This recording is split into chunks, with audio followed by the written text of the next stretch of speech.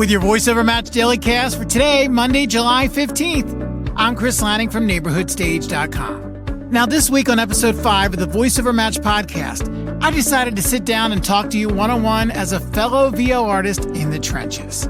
What I wanted to talk about this week was why the VO industry is both easy and hard.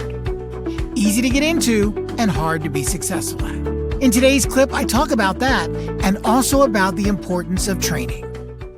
First off, it is a very easy field to enter. Now, it hasn't always been that way, right? The barrier used to be really high. Back in the day, if you wanted to get into voiceover, you probably had to go and take a bunch of classes, get through all that education, and once that was done, then get a demo done. But then you weren't done. You then had to get some agent or agency to really like that demo and agree to take you on. Then, and you had no control over how often they did this, that agency would eventually get you some auditions, and most of those would have to take place locally, which meant you had to take time off from work, you had to spend the gas, you had to get all dressed up, go and do these auditions, not to mention the pressure of trying to perform while everybody's standing in the control room looking at you. There's a reason why it was so difficult back then and why there weren't as many voiceover artists. But now today, because of the internet, everything has switched, right? The barrier is now, instead of being high, it's ridiculously low. Essentially, you just need to buy a decent microphone, right? You find a quiet spot to record in, and there's plenty of videos online telling you how to make the spot you're in less echoey, make it work better for you. Then you go out and you get onto a marketplace site, right? You get yourself listed on a marketplace site, and you start doing auditions. And the cool thing is you don't have to drive all over to do the auditions. You can do the auditions at home in whatever you're wearing. Or I guess not wearing, but I really don't want to think about that. The point is you don't have to get dressed up. You can just step into your booth, your studio, wherever it is you record, and do those auditions when you have the time. So that's why I say it's such an easy field to enter right now. Now, some of you are going to say, okay, all right, I understand. You can get in there and it's easy to enter, but you're leaving a lot of things out. Like, what about training?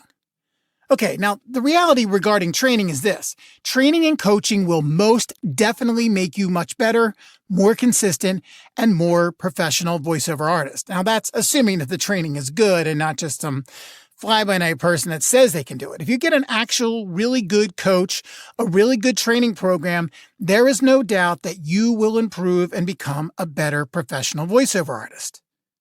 But if you don't have the time and certainly don't have the money for that right now, you don't necessarily need it at the beginning. First off, you can go watch some online training, and a lot of it is free. Even a lot of these coaches will put up training and give you a lot of advice and stuff because they want you to recognize them as experts.